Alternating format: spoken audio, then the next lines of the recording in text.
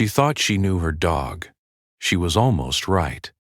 The Doberman pinscher's name was River, and he had been with the Ethan family for 3 years before Claudia stopped dismissing what he was doing. She was a librarian. She thought this mattered. It would turn out that her professional knowledge was exactly what delayed her understanding. Ethan and Claudia had Lily, who was 11 months and had recently learned to point at things as a method of requesting them. She pointed at River constantly.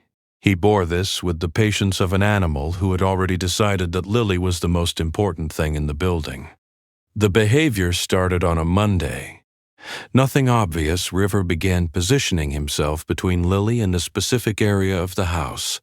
Not aggressively, not anxiously, simply with the calm, particular resolve of an animal executing a task that required no audience approval. He would stand there, he would wait. If Lily moved toward the area, he moved with her.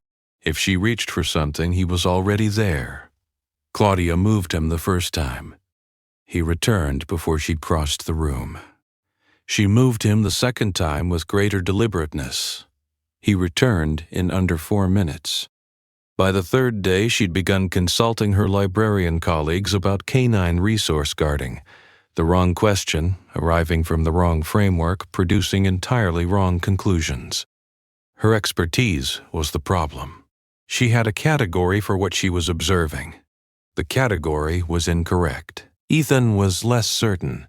He had no professional framework to apply, which meant he was watching what was actually happening instead of watching for confirmation of what he already thought was happening.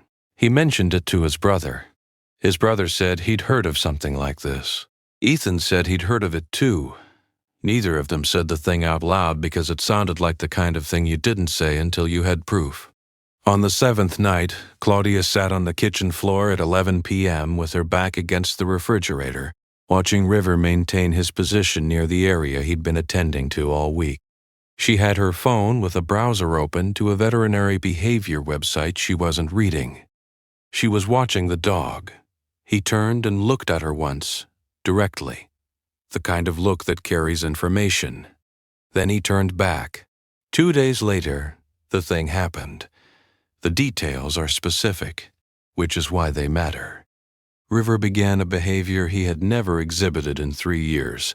He moved from his position and pressed himself against Ethan's legs repeatedly in the direction of the phone that was sitting on the counter.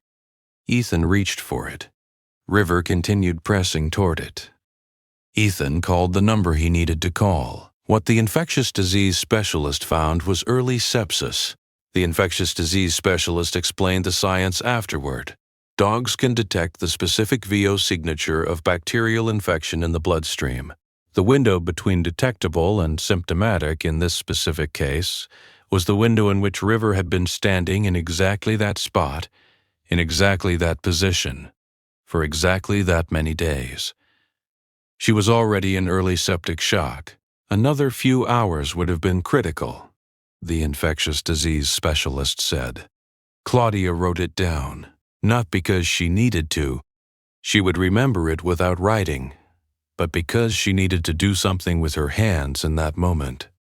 She had a category now. The category was, I had a professional framework that was wrong. The dog had no professional framework and was right. This is not an abstract thing. The family went through the math together later. The number of days, the progression of what had been building, the window they'd had. River had started attending to the situation before any instrument would have detected it, before any symptom would have been visible, before any human sense would have registered anything as wrong. He was working from a different data set. The family modified the house. They had the inspection, they followed the protocol, they thanked everyone they were supposed to thank. What they couldn't do was fully account for River's contribution in any of the official paperwork. There wasn't a field for it.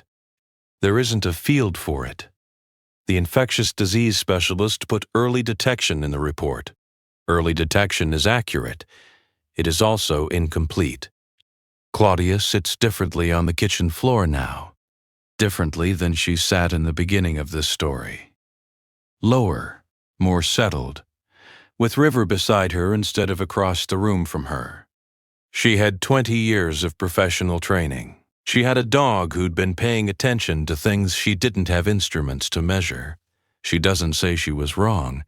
She says she was working with incomplete data. He is busy attending to Lily, who is 11 months and has recently learned that pointing at the dog works somewhat better than pointing at most other things.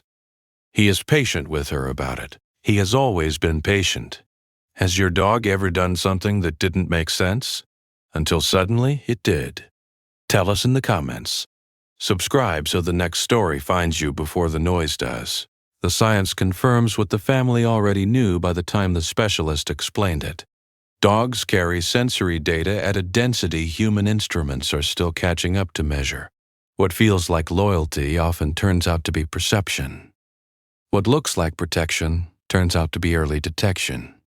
The gap between those two explanations is exactly where these stories live, in the space between what we call instinct and what we're only beginning to call evidence.